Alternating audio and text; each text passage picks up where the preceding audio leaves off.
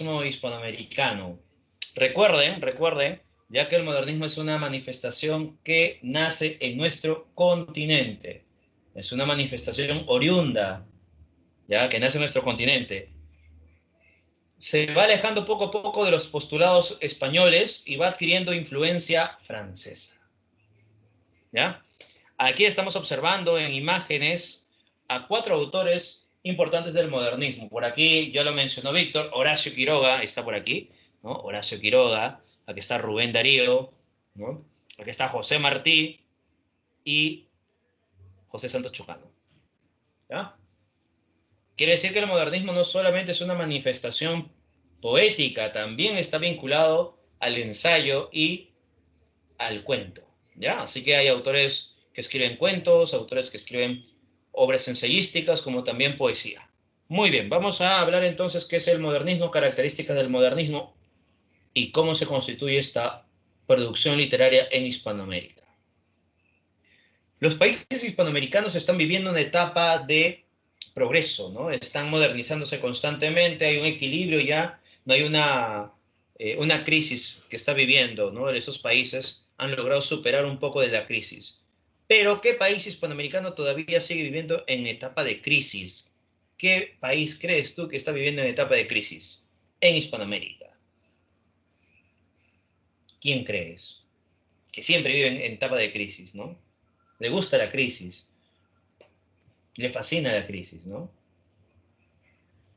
Exacto, Rocío. Mientras que los otros países están viviendo la etapa, ¿ya? Una etapa de modernización, una etapa donde ya empiezan poco a poco a solventarse sus lineamientos republicanos, el Perú está viviendo una etapa de crisis. ¿Pero por qué la etapa de crisis está viviéndose en el Perú? Por la guerra del Pacífico. Hemos perdido la guerra, estamos en crisis, estamos en un momento donde se tiene que reconstruir la nación. Por ello, el modernismo no va a llegar al Perú en este contexto, donde los países están desarrollándose, ¿no? Sino va a llegar tardíamente en el caso peruano, ¿ya? En este periodo vamos a encontrar que las obras de arte se van a transformar en mercancías, por eso que los autores modernistas van a cuestionar y criticar ello, ¿no? Porque se sienten marginados de la sociedad, ya que la sociedad ya no los protege, ya no está el mecenazgo. Así que el artista va a tener que buscar otras fuentes de ingreso, ¿no? Para poder solventar sus gastos y trabajar no solamente para sobrevivir, sino trabajar también para su producción artística. Así que realizará un esfuerzo mayor, ¿ya?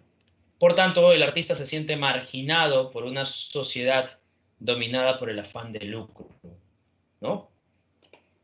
En este contexto vamos a encontrar la influencia que proviene de Francia, los llamados parnasianos y los simbolistas, ¿ya? Entonces, el modernismo se nutre de estas dos escuelas francesas. Recuerda, ¿cuáles son las escuelas francesas? Los parnasianos y los simbolistas, ¿no? El parnasianismo y el simbolismo. Los parnasianos decían que la obra de arte deja de ser cuando se transforma en mercancía, cuando se transforma en un objeto, ¿no? Por eso ellos planteaban el arte por el arte, donde el autor, o sea, el artista, no debería de importarle si su producción artística va a ser entendida o no por los demás, si va a ser comercial o no. Solamente se tiene que centrar en su plano estético. De aquí sale esa característica de los parnasianos. Los modernistas asumen esa característica y por tanto sale la visión estética, el esteticismo, ¿ves? Del simbolismo, los poetas simbolistas lo que planteaban era una poesía sensorial y sensitiva, una poesía que no esté presente en la descripción literaria, ¿no? Una descripción real o realista, sino más allá de este entendimiento. Por ello, los simbolistas utilizaban la musicalidad, la sugerencia, y los modernistas van a asimilar esa característica del simbolismo, la musicalidad, la orquestación de las palabras, ¿no? Cada palabra tiene su propio entendimiento, su propia manifestación, ¿ya? Entonces ahí tenemos en cuenta esas características representativas de esta concepción. Muy bien. Otro punto también importante, entonces. Sabemos que el modernismo nace en Hispanoamérica, pero recuerda que se influencia de elementos franceses, como los parnasianos y los simbolistas, ¿no?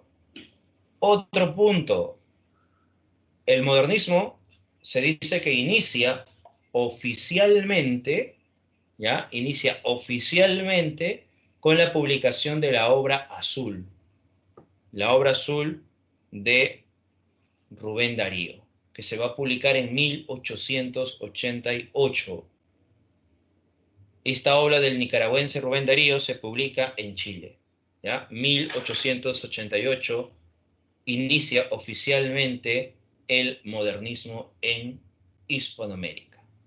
¿Por qué con la obra azul se dice que da inicio el modernismo hispanoamericano? Sucede que de pronto la obra azul va a repercutir, ¿no? A nivel continental. Por eso que va a ser visible ahora esta expresión modernista, ¿ya? Recordemos entonces esos detalles sobre el modernismo, ¿no? Hemos mencionado un poco el contexto para el surgimiento del modernismo, ¿ya? Ahora, características.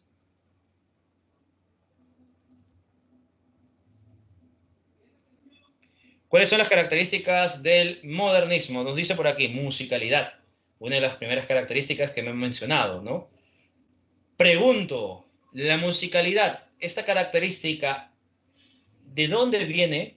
¿De qué influencia francesa viene la musicalidad? ¿Recuerdan ustedes? ¿De qué influencia francesa? A ver si han estado atentos.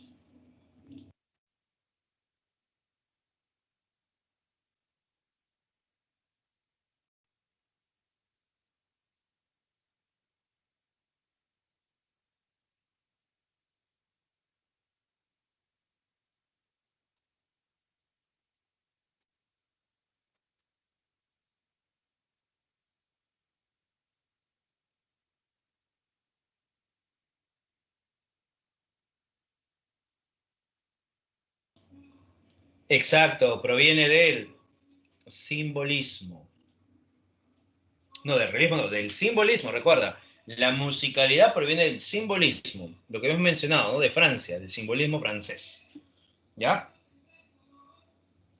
Ahora, ¿qué es el exotismo desde la concepción modernista? Lo exótico es aquello, los parnasianos también son de Francia, y los parnasianos traen consigo, o mejor dicho, los modernistas traen de los parnasianos esta característica, el esteticismo, ¿no? Mientras que del simbolismo los modernistas adquieren la visión de la musicalidad. Ambas son escuelas que provienen de Francia, ¿no? A ver, el exotismo. ¿Qué quiere decir la visión exótica? Es aquello que es foráneo, que no pertenece a Hispanoamérica, ¿no?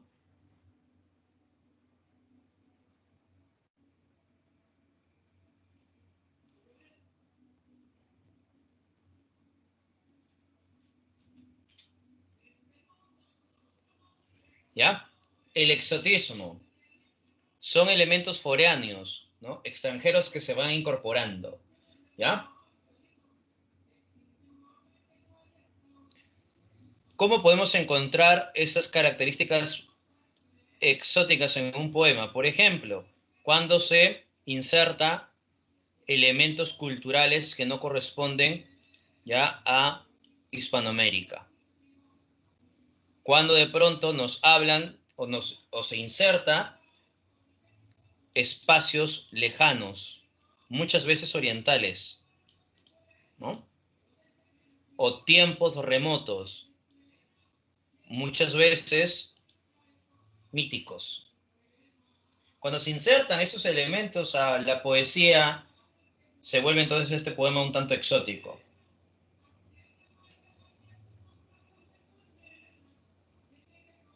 Ya vamos a encontrar entonces esos detalles en la concepción del modernismo. Entonces el exotismo, recuerden, ¿ya? A ver, hay un poema, vamos a poner aquí, el poema es de Vallejo, se llama Idilio Muerto, ¿ya? De Vallejo, para más o menos tener el ejemplo de lo que es una noción exótica.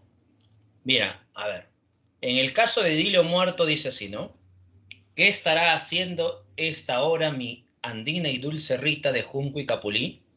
Ahora que me asfixia Bizancio y que dormita la sangre como flojo coñac dentro de mí. Este poema, la primera estrofa, tiende a ser exótico. ¿Por qué? Porque de pronto esta estrofa hay una noción exótica, porque estamos observando que la voz poética está señalando, ¿no? ¿Qué estará haciendo esta hora mi andina y dulce Rita de junco y capulí? Hasta este momento nos están manifestando un paisaje andino, ¿no? Un paisaje andino por estos referentes de junco, capulí, andina, ¿no? ¿Ya? Entonces hay un ambiente andino, ¿no? Un ambiente andino. Pero en ese momento, cuando ya la voz poética nos está diciendo qué estará haciendo esta hora mi andina y dulce Rita de junco, capulí, se inserta un elemento foráneo, un espacio lejano, que rompe, que quiebra todo este panorama andino, ¿sí o no? Ahora que me asfixia Bizancio y que dormita la sangre como flojo coñac dentro de mí. Entonces, al insertar ese elemento, ya al insertar ese elemento de Bizancio y luego flojo coñac, empieza a transgredir un poco el paisaje que se había realizado, ¿no? ¿Ya?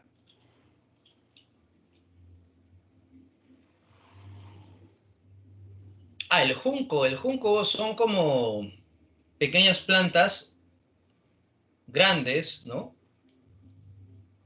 Como el pasto, pero son más extensas. Esos son el junco, que está en la sierra, que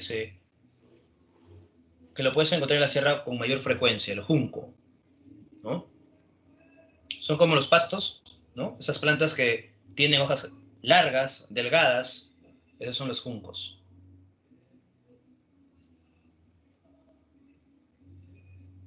Lo puedes encontrar en zona húmeda, los juncos, ¿no?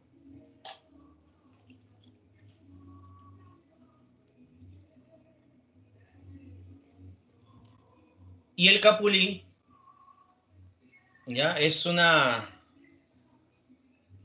como, a ver, como la uva, ¿no? De esa forma, de ese tamaño, ¿ya? Los capulí, aunque no, es más chiquita incluso que la uva, ¿no? Es una planta, ¿no? Ya es una planta, ¿no? Un capulí se le llama así.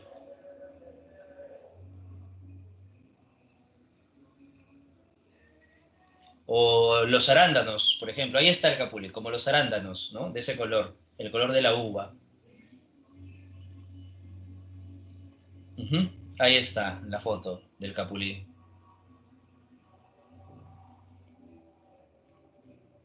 Sí, es como, no, claro, como los arándanos, ¿no? De ese color, ¿no?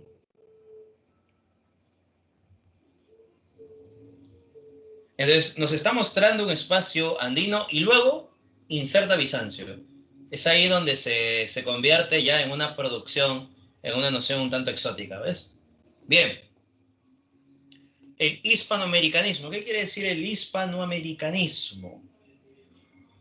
Nos habla entonces sobre la esencia de Hispanoamérica. Quiere decir que los autores modernistas buscan saber entender qué es Hispanoamérica, van a analizar, ¿no? Para diferenciarse de los europeos, ¿no? De España, ¿no? Entonces, ¿cómo se puede diferenciar? ¿Cómo te puedes diferenciar de España? Tienes que buscar entonces cuál es tu tradición, ¿no? ¿Qué características tiene y qué los diferencia de otros? Eso se le llama hispanoamericanismo. Hay un ensayo llamado Nuestra América de José Martí, donde te habla, ¿no? La noción de lo hispanoamericano. Sincretismo, asimilación. Sincretismo es la asimilación, o sea, la síntesis. Por ejemplo, los autores modernistas han asimilado de los parnasianos el esteticismo, de los simbolistas la musicalidad. Han asimilado. se han apropiado de una característica y lo han tomado como sí. Ese es el sincretismo, ¿ya? Bueno, el esteticismo, recuerda que está vinculado a el plano formal, ¿no? La forma de expresarte, y el cosmopolitismo, el artista tiene que estar al tanto de lo que acontece en otros países, ¿no? En Europa de pronto, o de pronto también en Norteamérica, ¿no? Tiene que estar al tanto, tiene que modernizarse constantemente, tiene que actualizarse constantemente el artista, ¿ya? Esa es la noción del cosmopolitismo, ¿no? Estar al tanto de las manifestaciones europeas y norteamericanas, ¿ya? Muy bien. Esa sería la visión cosmopolita. Hasta aquí se entendió todas las características o alguna de ellas para poder volver a explicar. Se comprendió todas, algunas.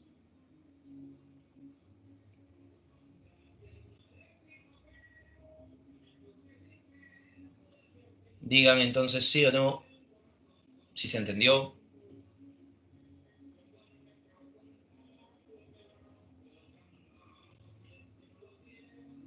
Claro, la visión cosmopolita entonces recuerda es que el artista esté actualizándose constantemente, tiene que estar observando a su alrededor qué es lo que pasa. ¿Ya? Ya, la visión hispanoamericana, ¿qué quiere decir? Buscar la esencia continental, buscar la esencia hispanoamericana. ¿Ya? Eso es lo que se busca, ¿no? Entender qué es Hispanoamérica para los propios hispanoamericanos y cómo se diferencia de los europeos. Buscar la esencia hispanoamericana, ¿no? Analizar qué es Hispanoamérica. Por eso que José Martí tiene su obra llamada Nuestra América, ¿no? Que empieza poco a poco a manifestar qué lo diferencia de otros, ¿no? Ah, el esteticismo está vinculado a la escritura, quiere decir el aspecto formal, la belleza formal, ¿no? La belleza de la escritura, la belleza formal.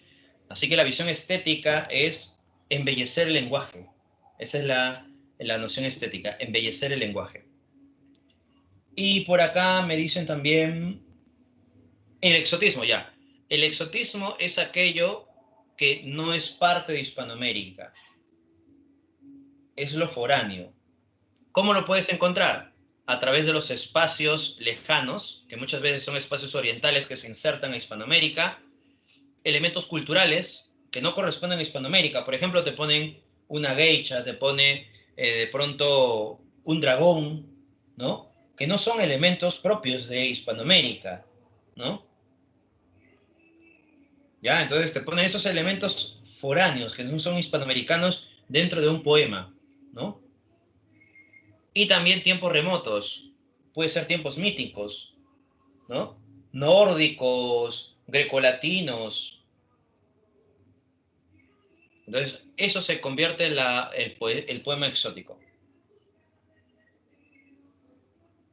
Lo que habíamos mencionado, por ejemplo, ¿no? En Idilio Muerto, cuando dice, ¿no? ¿Qué estará haciendo a esta hora mi andina y dulce Rita de Junco Capulí? Ahora que me asfixia Bizancio. Cuando inserta Bizancio es un espacio lejano. Se está insertando un espacio lejano a un elemento que era andino, ¿no? Porque se estaba dando este espacio andino y se inserta un elemento extranjero. Así que se convierte, por tanto, en un poema exótico.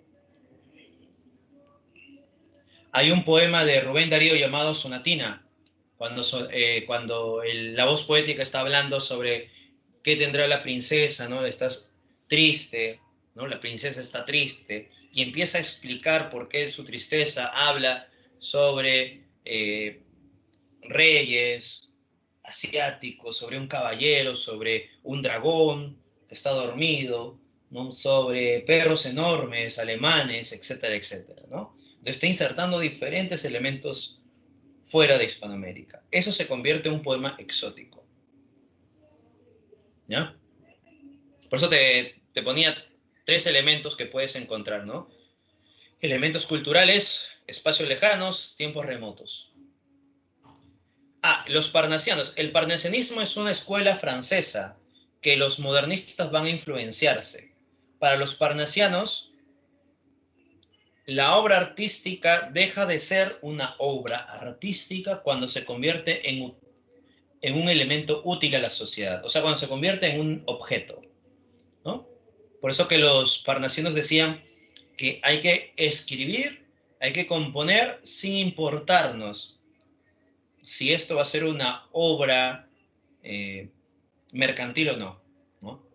Por eso que los artistas no esperaban que su producción artística sea muy famosa o no, ¿no? Lo que le interesaba solamente es el plano estético, ¿no? La belleza formal.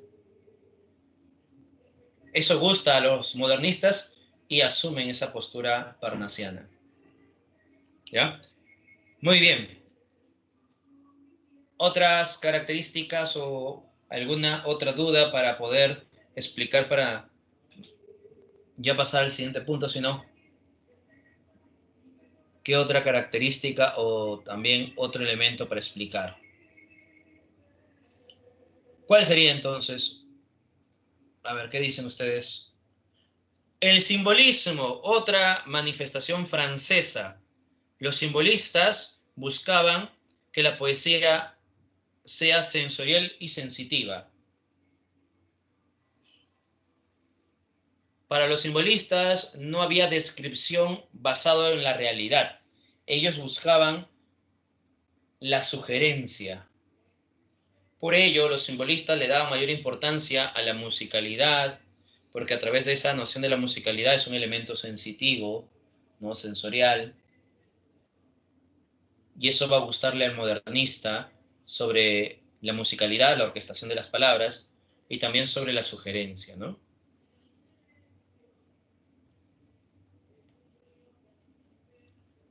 Ese sería el simbolismo.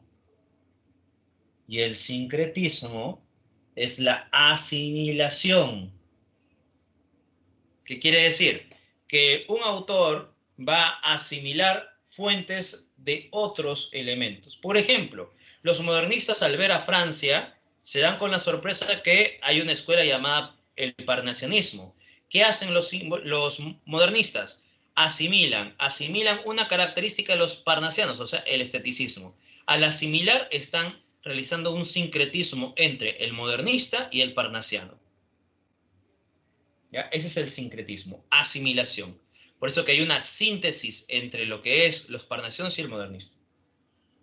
No lo asimila todo, sino una característica que gusta de los parnasianos. Esa es la visión del sincretismo, asimilación. ¿Ya? Bien, otra pregunta sobre estas características.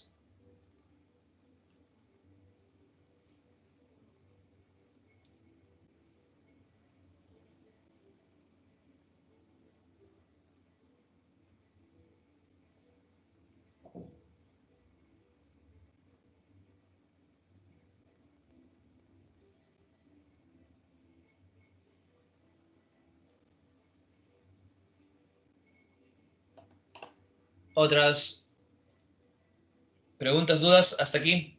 ¿Todo ok? ¿Se entendió ahora sí todas las características?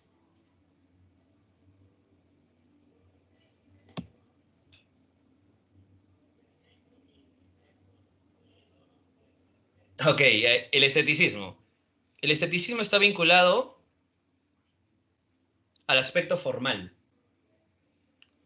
belleza formal. ¿Qué quiere decir? Que el artista se va a centrar en el lenguaje, embellecer el lenguaje. Ese es el esteticismo. Lo estético, o sea, la belleza está vinculado a la forma de escribir, embellecer el lenguaje.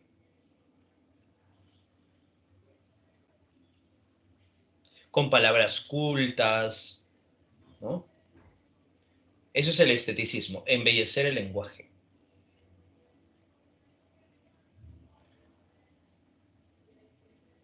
Si quieres hablar de pronto, ¿no? Sobre, imaginemos, el río, ¿no? Entonces tienes que describir el río, pero de una forma muy hermosa, ¿no? Utilizando palabras cultas, ¿no?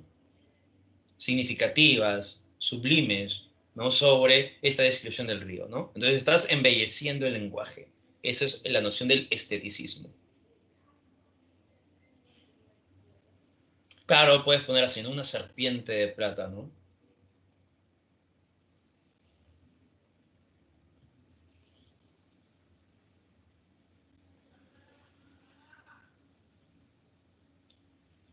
Ahora, lo que tienes que hacer es leer todo esto, ¿ya? Esto está dentro de Prosas Profanas de Rubén Darío, en las palabras criminales de Rubén Darío. Él señala qué características tiene Prosas Profanas. Así que lee desde aquí hasta aquí y en los comentarios señala qué características encuentras del modernismo. Hay más de una característica que Rubén Darío señala en este fragmento. Así que eso va a ser la tarea de este instante. Así que te doy 2 minutos para que termines de leer esto y en los comentarios le escribes, ¿no? Si encontraste, imaginemos, ¿no? Sincretismo, ya pones ahí, sincretismo. Si encontraste cosmopolitismo, no sé, ¿qué característica puedes encontrar aquí dentro de lo que mencionamos del modernismo? ¿Qué características Rubén Darío señala que tiene, perdón, en prosas profanas, ¿ya? Así que 2 minutos para que puedas realizar este trabajo. Espero tus comentarios, porque te digo, hay más de una característica, ¿ya?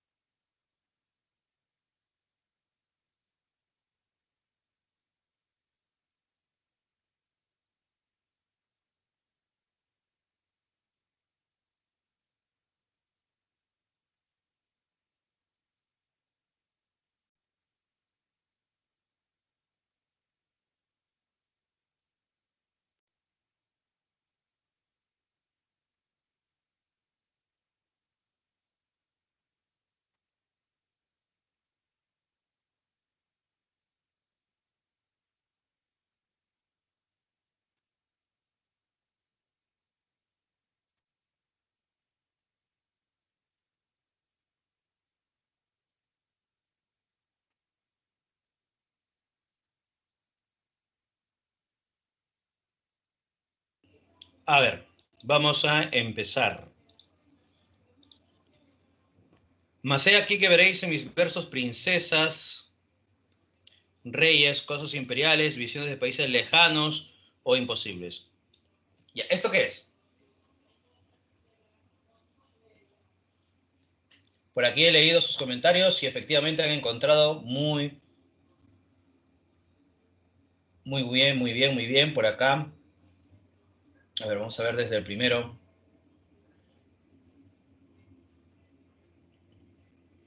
Exotismo, musicalidad, cosmopolitismo, muy bien. Hispanoamericanismo, claro. Sincretismo también. Muy bien, entonces sí han encontrado, han logrado encontrar. ¿Ahí qué encuentran? A ver, aquí lo que hemos señalado, lo que hemos subrayado. Exotismo, ¿sí o no? Claro, lo que está diciendo Rubén Darío que vas a encontrar exotismo en su producción literaria. Vas a encontrar princesas, reyes, cosas imperiales, visiones de países lejanos, ¿ves?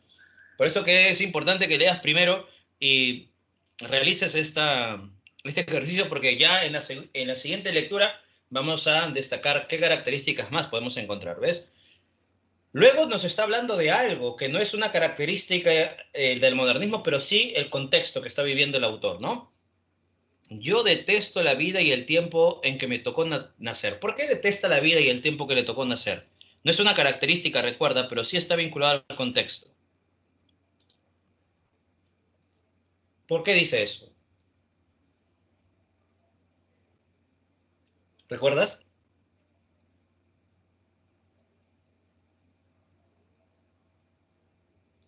¿Por qué? Yo detesto la vida y el tiempo que me tocó nacer.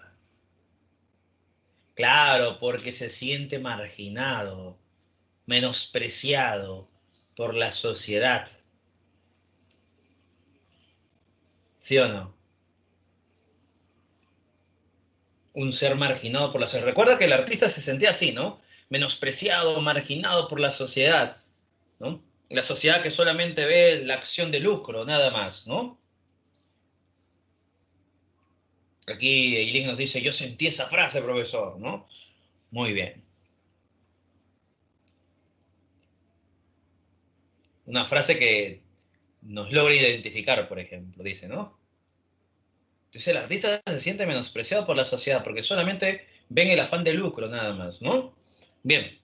Luego, ¿qué nos dice? ¿Qué nos dice el artista? Mira, y a un presidente de república no podré saludarle en el idioma en que te cantaría a ti. Cuando dice, yo no puedo saludarle en el idioma que te cantaría yo a ti, ¿qué sucede? O sea, cuando va a hablar con el presidente, lo va a hablar de una forma normal, tranquila, como si nada, ¿no? Una forma, una, claro, se refiere vulgar, exacto, muy bien, vulgarmente. Claro, no podré saludarte en el idioma en que te cantaría a ti. En el idioma que te cantaría a ti, esto sería más bien de una forma que sublime, ¿sí o no?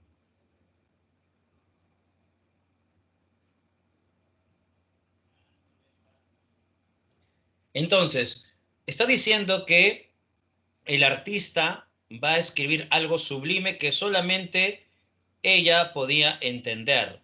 En cambio, si habla de esta forma con el presidente de la República, él no lo entendería, no lo comprendería, ¿no?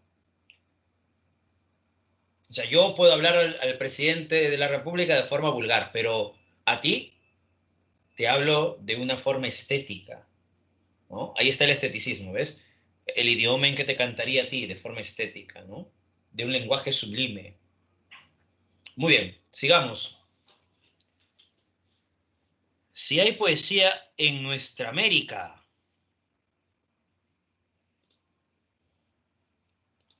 si hay poesía en nuestra América, dice, ¿no? Vamos a ponerle este color. Ella está en la cosa vieja, el Palenque, Utlatlán, el indio legendario, el Inca sensual, el indio legendario, el Inca sensual, el gran Montezuma. ¿Eso qué es?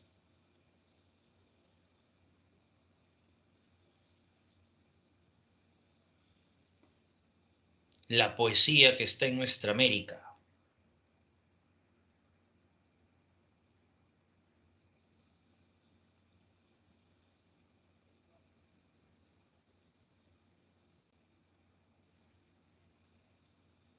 Estaba hablando sobre la esencia hispanoamericana, ¿sí o no?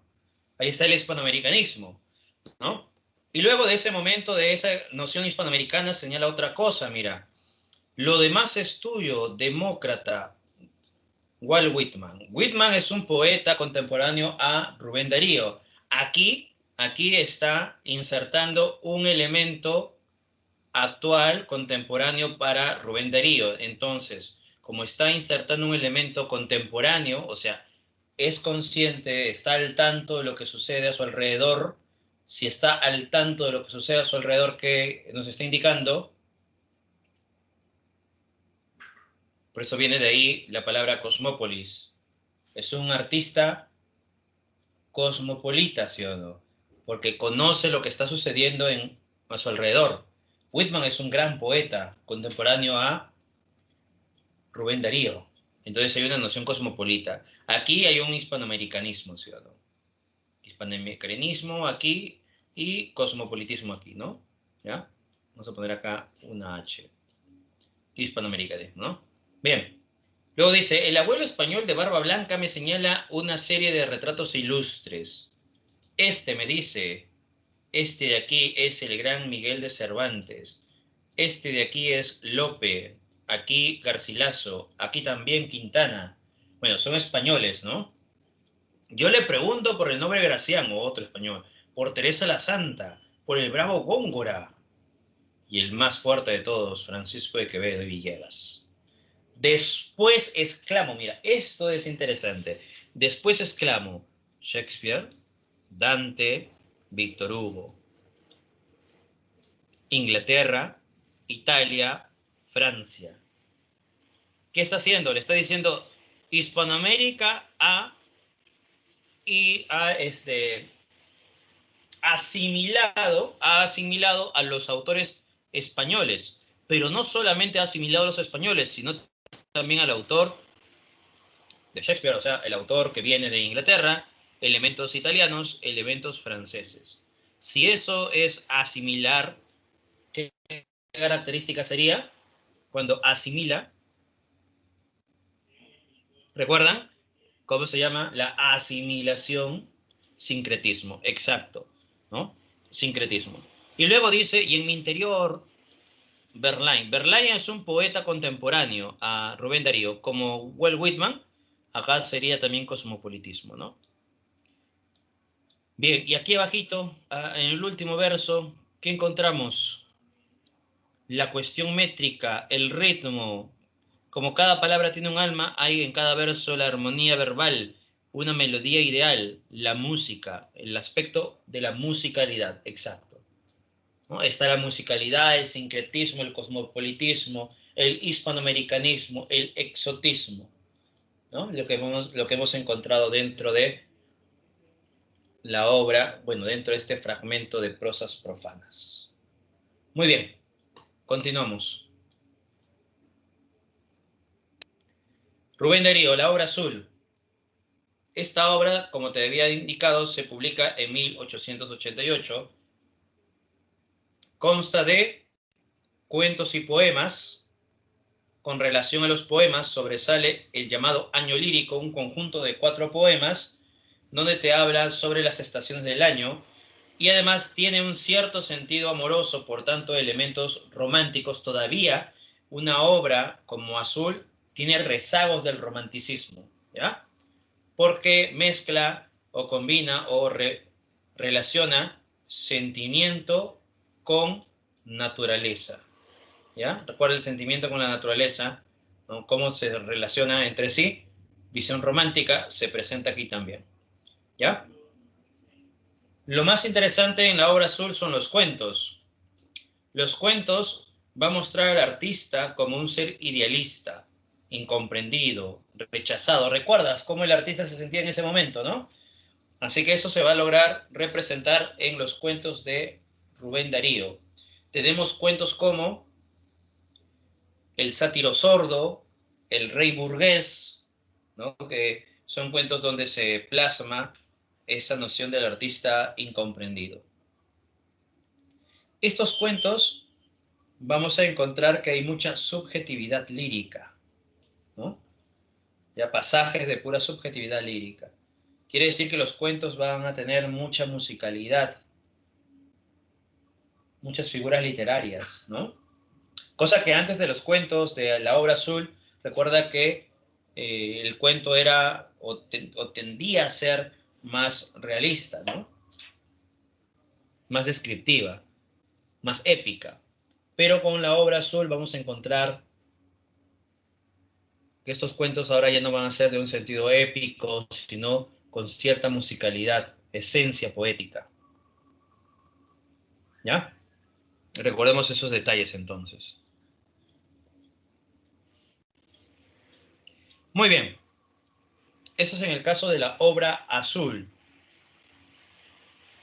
En el caso de el cuento, el rey burgués nos habla de este personaje, el poeta que ha llegado a un reino, ¿no? Donde el rey burgués tiene una serie de cosas, ¿no? Exóticas de todo el mundo, pero está un poco cansado y manda llamar al ministro para que el ministro busque a un bufón o algo para que lo entretenga, ¿no? Sin embargo, no encuentra a nadie más que el poeta.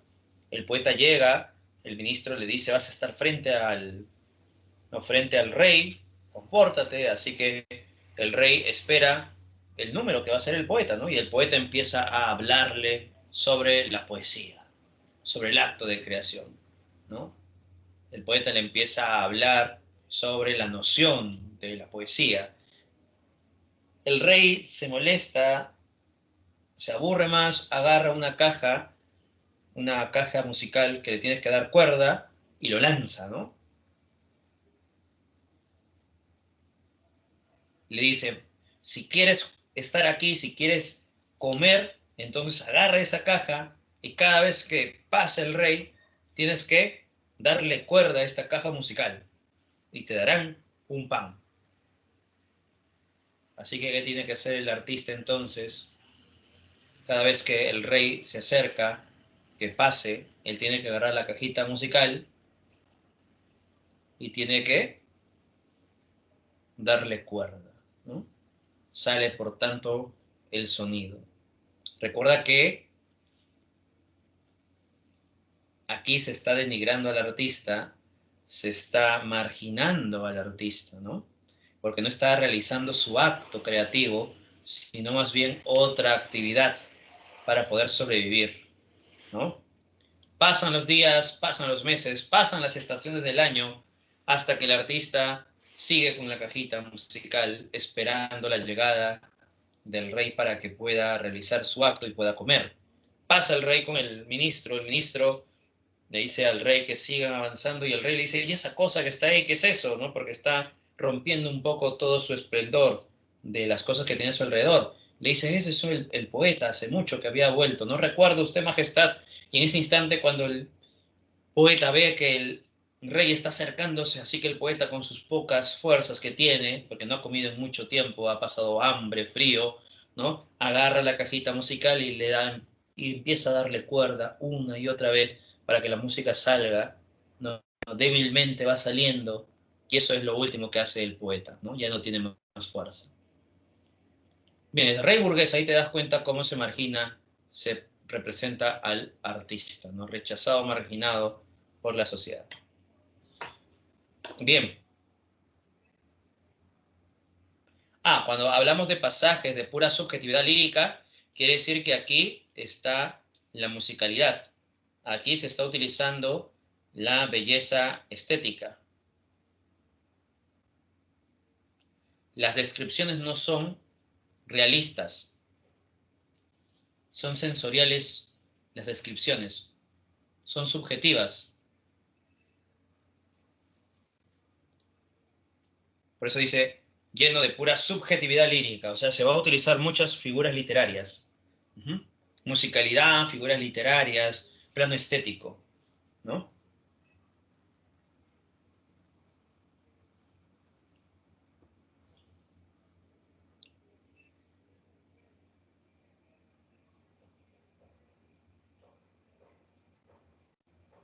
Prosas profanas, aquí tenemos a ver, antes que me adelante, ahora sí. En prosas profanas tenemos aquí, por ejemplo, que está escrito en Buenos Aires. Recuerda que Prosas profanas va a ser considerada una de las obras más representativas, ¿no? De Rubén Darío. Aquí ya encontramos características objetivas del romanticismo, perdón, del modernismo, por ejemplo, el exotismo que se va a encontrar en este fragmento, incluso en sonatina, todo el poema gira en torno a esa noción, ¿ya? Todo gira en torno a esa noción exótica, mira, un mundo exótico, fantasioso, ¿no? Donde están princesas, mitos clásicos, entre otros, ¿ya? Hay un afán de un anhelo cosmopolita dentro de prosas profanas, incluso vas a encontrar tonos filosóficos, visión pesimista dentro de prosas profanas. Eso se publica en 1896. Luego de prosas profanas viene Cantos de Vida y Esperanza, que ya estaría rompiendo la noción del modernismo para llegar al posmodernismo, ¿no? En el caso peruano, tenemos las grandes figuras como Ventura García Calderón, La venganza del cóndor, José Gálvez con un conjunto de poemas, Chocano sobre Alba América, Clemente Palma, el hijo de Ricardo Palma, Cuentos malévolos, incluso Vallejo con su obra Los Heraldos Negros, porque este poemario tiene todavía carga musical, tiene elementos exóticos, por tanto es una manifestación, recuerda, es una manifestación modernista, ¿ya? Entonces, vemos en César Vallejo su primera etapa modernista, ¿no? Muy bien. Dentro de estos autores, el máximo exponente de la visión modernista es José Santos Chocano, ¿ya? ¿Qué sucede con José Santos Chocano? A él se le denomina el cantor de América, recuerdas, ¿no? ¿Ya? Él tiene una búsqueda de nuevos metros y ritmos, por eso que es el máximo exponente, ¿no? De la visión del modernismo peruano, ¿ya? Porque busca otros referentes, ¿no? Hay un exotismo en sus paisajes. Cuando va a describir los paisajes, describe con cierta forma, ¿no? Que se vuelve exótico, ¿no? Porque va insertando diferentes elementos, ¿ya? Exotismo, entonces, dentro de los paisajes de José Santos Chocano, ¿no? Musicalidad. Recuerda que es un autor modernista, por tanto tiene las características que mencionamos que también lo tiene Rubén Darío, ¿no? Otra característica que no tiene Rubén Darío, pero sí lo tiene José Santos Chocano, es el egocentrismo. Es un poeta muy egocéntrico. Muchas veces habla de sí, ¿no? Habla del mismo, habla de su acto creativo, habla de lo gran poeta que es. Él en un poema dice, si Walt Whitman tiene el norte, yo tengo el sur. ¿No? Imagínate esa frase, ¿no? Si Whitman tiene el norte, yo tengo el sur.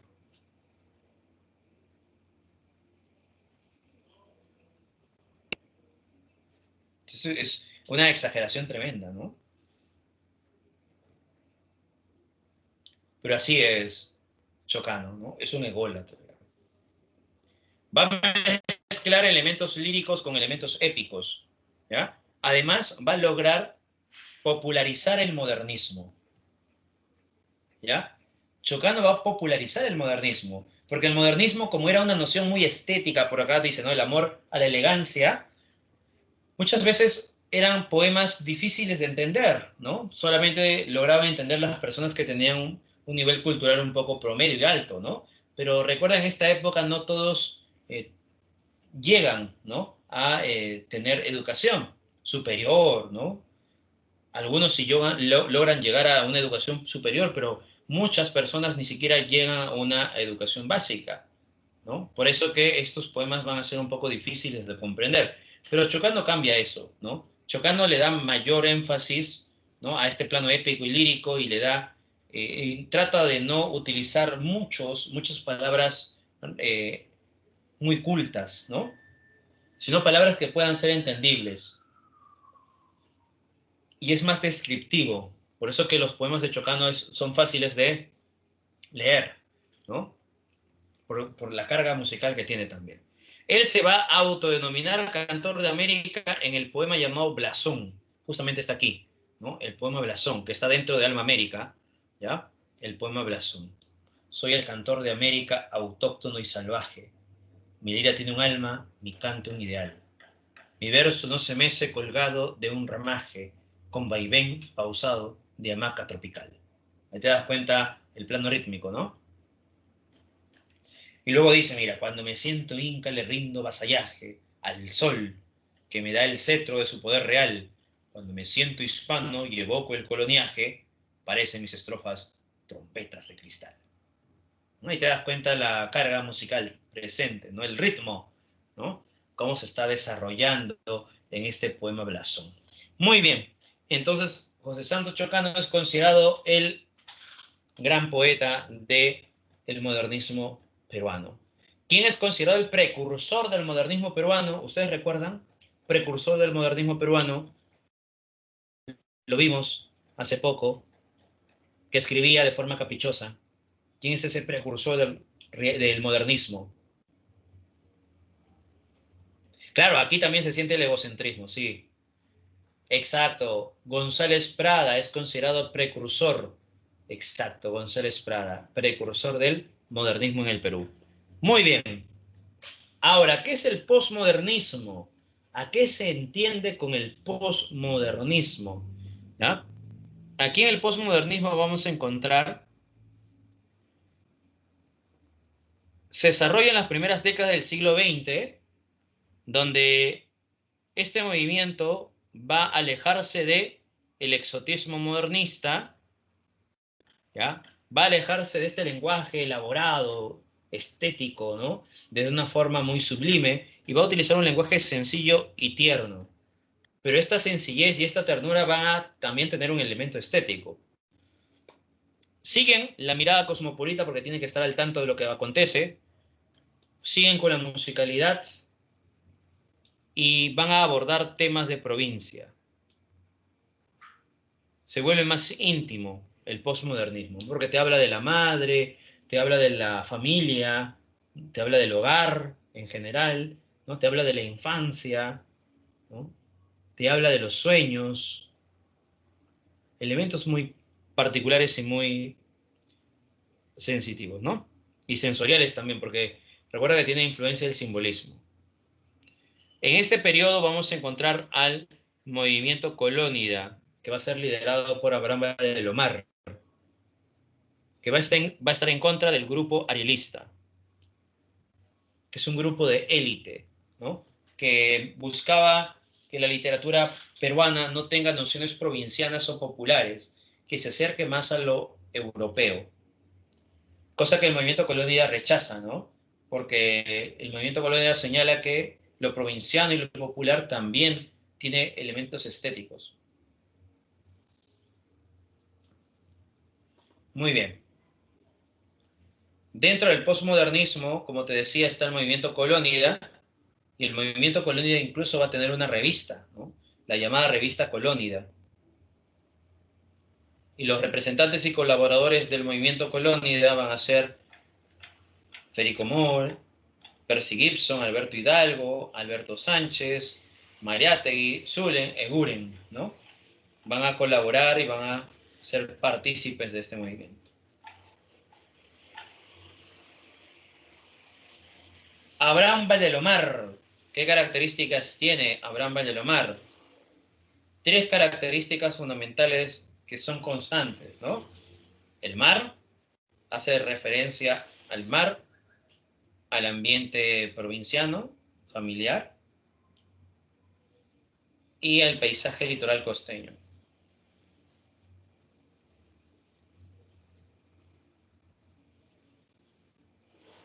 Ya recuerda eso, ¿no? Su cuento es localista y provinciano. Va a adaptar técnicas del cuento norteamericano. Esto es en la mayoría de los casos, ¿no? Pero también tiene otros tipos de cuentos, ¿verdad? Tiene cuentos también vinculados a la noción de terror, ¿no? O fantástico en ese sentido. Tono nostálgico y tierno. Esto también es otra característica muy representativa de este autor, de Valdelomar. El tono nostálgico, tierno e íntimo. Recuerda el Caballero Carmelo. Recuerda, por ejemplo, Los ojos de Judas. O en su poesía, Tristitia, el hermano ausente en la cena pascual, ¿no? Ahí está el tono tierno e íntimo.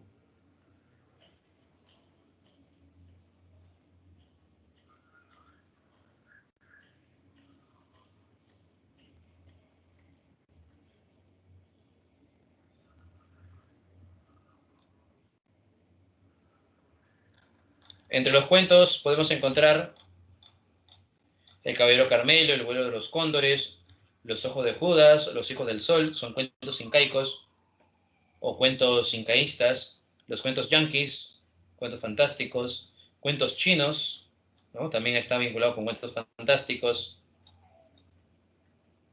Y en poesía lo que te había indicado, dos poemas muy representativos de este autor.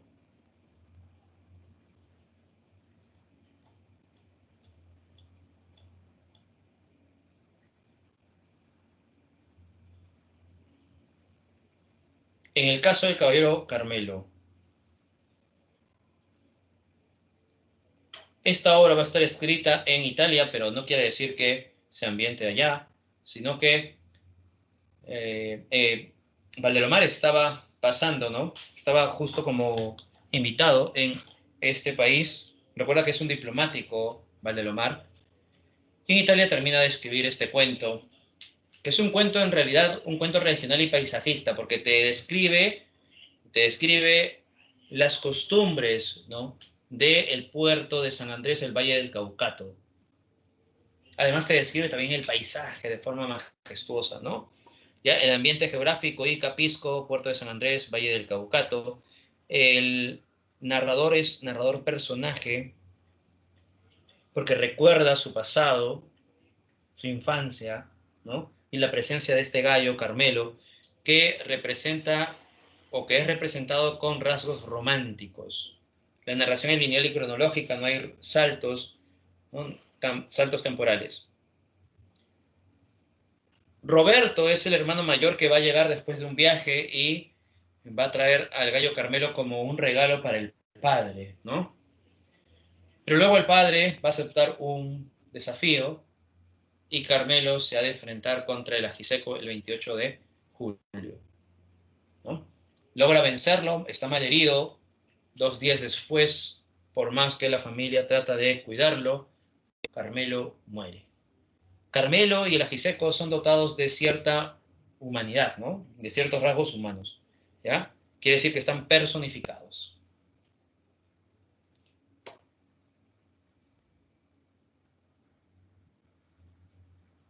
En el Caballero Carmelo vamos a encontrar como el tema central la historia y la hazaña del Caballero Carmelo. Se recuerda a este personaje muy representativo, ¿ya? ¿Qué rasgos románticos tiene Carmelo? El sentido del honor. Se describe a Carmelo con esa concepción del honor, ¿no? Como un personaje tipo medieval, ¿no? Recuerden, en el romanticismo se daba esos personajes medievales o personajes que tenían esas características medievales, ¿no? La noción del honor, la lucha por el honor, ¿no?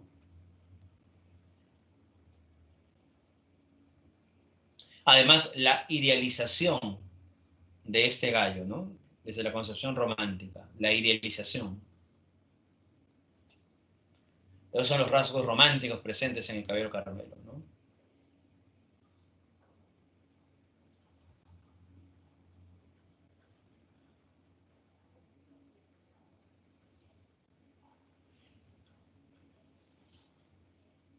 Estamos dentro de la perspectiva de un niño que nos está contando la historia y va a utilizar las imágenes plásticas. ¿Qué quiere decir una descripción de imágenes plásticas? Nos menciona esto al momento de describir, imaginemos que esto es un cuadro pictórico, ¿no? ¿Ya? Y entonces el narrador, ¿qué quiere decir? Utilizar los colores, ¿no? Describir los colores, los matices cromáticos. Exacto, cielo. Cuando se utilizan elementos vinculados a los colores, ¿no? Imagen plástica. Imagínate la descripción del gallo Carmelo, ¿no? ¿Cómo se describe al gallo Carmelo? Y se utiliza constantemente elementos, ¿ya? Cromáticos, ¿no? Imagínate entonces esa descripción, ¿no? ¿Ya? Robusto, dice, ¿no?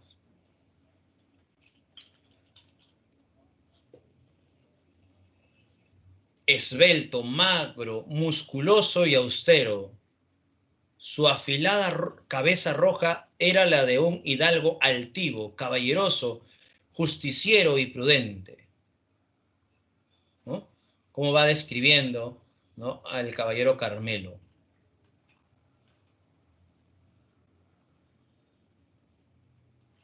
¿Ya? Entonces, eso es lo que se está mostrando dentro de la noción del caballero Carmelo, ¿no? La descripción, no solamente del gallo Carmelo, sino también del paisaje, ¿no?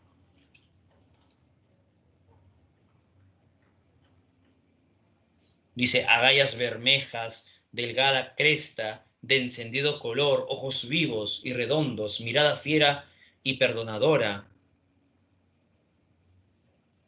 La cola hacía un arco de plumas tornasoles. Su cuerpo de color carmelo avanzaba en el pecho audaz. ¿Ves? Ahí está describiéndose esos elementos, ahí está la imagen plástica. Como si al frente estuvieras observando un cuadro pictórico y lo describes, los matices, las texturas del cuadro pictórico, ¿no? Eso se le llama imágenes plásticas, ¿ya?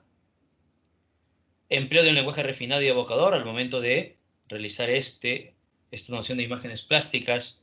Dramatismo por el destino del gallo. ¿Por qué? Porque el gallo Carmelo se ha convertido en un miembro más de la familia.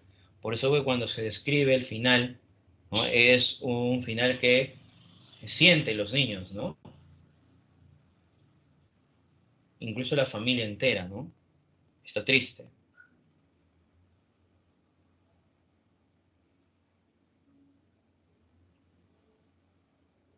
Así que hay una añoranza familiar. Por eso que va recordando a través del gallo Carmelo. Bien, otros temas, la vida aldeana, el hogar, el heroísmo y la muerte, ¿no? Ese sería el Caballero Carmelo de Abraham Valelomar. Otro autor importante dentro del posmodernismo es José María Eguren. Eguren tiene estas tres características: el cromatismo, la musicalidad y el misterio. Tres características fundamentales, ¿no? La musicalidad, orquestación de las palabras, el misterio o la sugerencia, y el cromatismo, el uso de colores, ¿no? Lo vamos a encontrar en Simbólicas, que se publica en 1911. 34 poemas, uso de tercetos, cuartetos. Además utiliza elementos de la mitología germánica y nórdica. No solamente eso, sino también en Simbólicas vamos a encontrar elementos vinculados a los sueños, ¿no? Paisajes imprecisos, sugerentes, llenos de misterio, presentes en Simbólicas.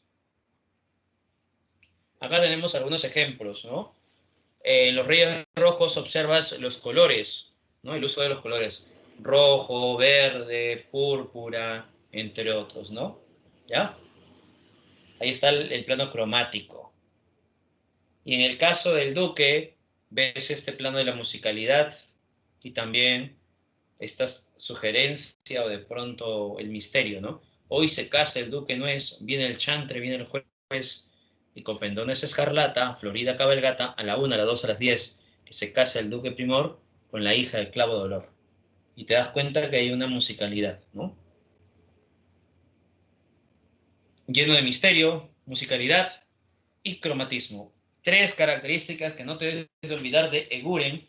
Por ello lo convierte en Eguren como el poeta simbolista. Se le llama así, Eguren, el poeta simbolista. ¿Ya?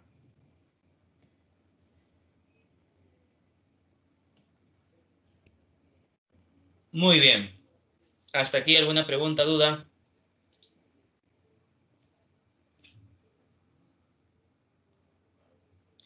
Lo cromático quiere decir el uso de los colores al momento de la descripción.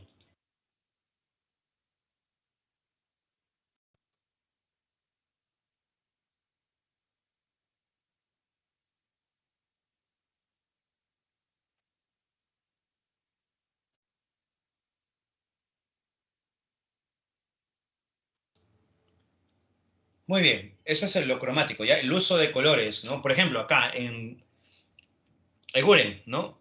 Está utilizando los colores para adjetivar de pronto, ¿no? Verde bosco, purpurinos cerros, ¿no? Oro azulinas, por ejemplo, cadmio, ¿no? Luz cadmio, oro azulina, negras, ¿no? Esa es la noción.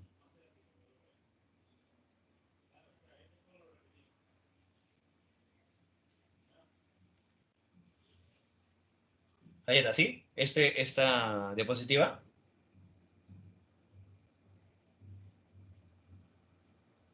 Ok. Bien. Hasta aquí. ¿Otra pregunta, otra duda?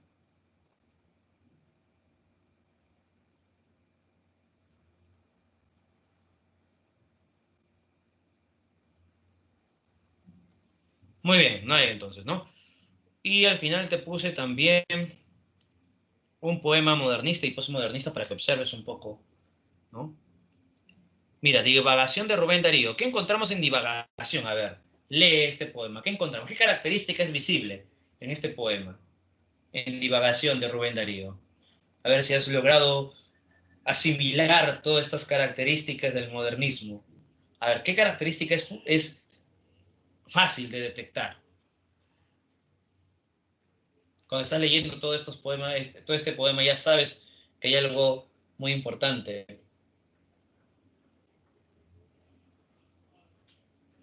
Exotismo. Claro.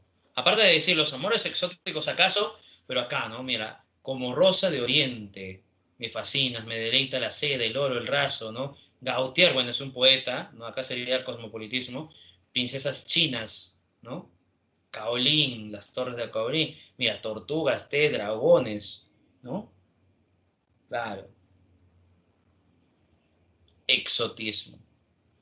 Aquí, las torres de Eguren, brunas lejanías, rojas lejanías, áureas lejanías, negras lejanías.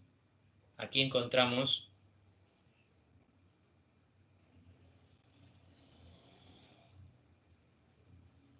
cromatismo, exacto, cromatismo.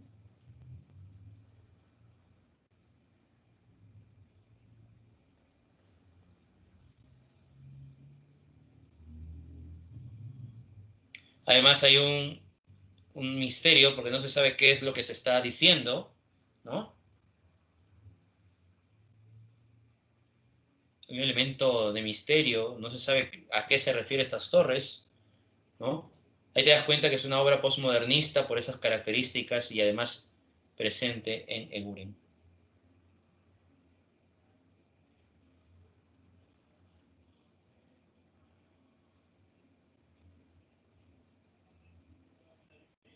Muy bien, chicos. Entonces, hasta ahí es la clase de hoy relacionado al modernismo y al posmodernismo. Hemos hablado sobre las características que tiene cada uno de estas manifestaciones literarias, ¿no? Recuerda, por tanto, qué características tiene el modernismo, qué autor es representativo del modernismo, qué características tiene el posmodernismo, qué características tiene Abraham Vallelomar en su narrativa, ¿no? ¿Qué elementos encontramos en el Caballero Carmelo? Y por último, ¿qué elementos encontramos en José María Eguren? Este poeta funda una tradición poética, ¿ya? Con las obras simbólicas, ¿no? En 1911, con Simbólicas funda una nueva tradición poética. El otro gran artista que funda otra tradición poética es Vallejo. Así que Eguren y Vallejo son los dos autores fundadores de una nueva tradición poética. ¿Ya? Esos son los dos autores, ¿no? Que funda una nueva tradición poética en el Perú. Eguren y José María Eguren y César Vallejo, ¿no? El movimiento Colónida, ya recuerda que el movimiento Colónida era un grupo, luego pasa a publicarse la revista Colónida, ¿ya? Y la revista Colónida solamente va a tener 4 números, ¿no? 4 números va a tener la revista Colónida, ¿Ya?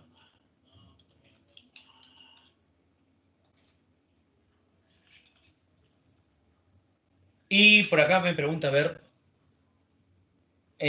dice, profesor, acerca del grupo Colonia, escuché que se reunieron o se reunían en un lugar. Ah, el lugar donde ellos se reunían ya es el famoso, ¿no? Y célebre café cine bar, el Paradise Concert.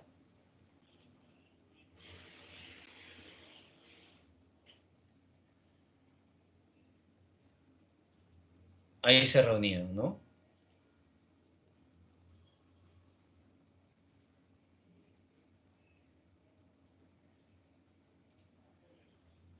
Aquí vamos a ver una imagen.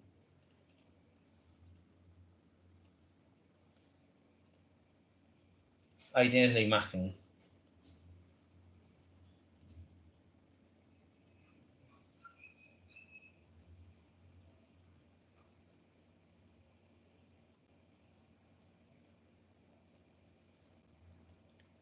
El famoso Palace Home Center, ¿no?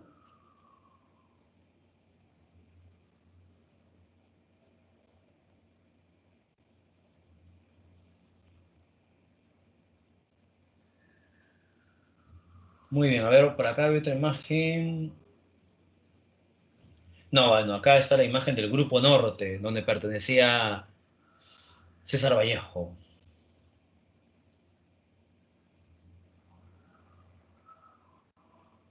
Claro, ahí encontrabas a Mariátegui, encontrabas a Valdelomar, a Vallejo, Alberto Hidalgo, Percy Gibson, el hijo de González Prada, Alfredo González Prada, creo que se llamaba, no recuerdo ahorita el nombre del hijo de González Prada,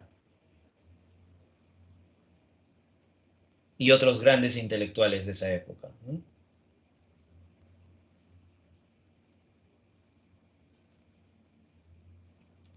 Ahora ese espacio se ha convertido en un centro comercial. Muy bien, chicos, nos vemos entonces hasta la siguiente semana. Hasta aquí hemos terminado. Recuerden que tienen que ir a dar el examen. No se olviden. Si tienes alguna pregunta, duda, todavía nos quedan 10 minutos, ¿no? Mientras das el examen para responder en los comentarios.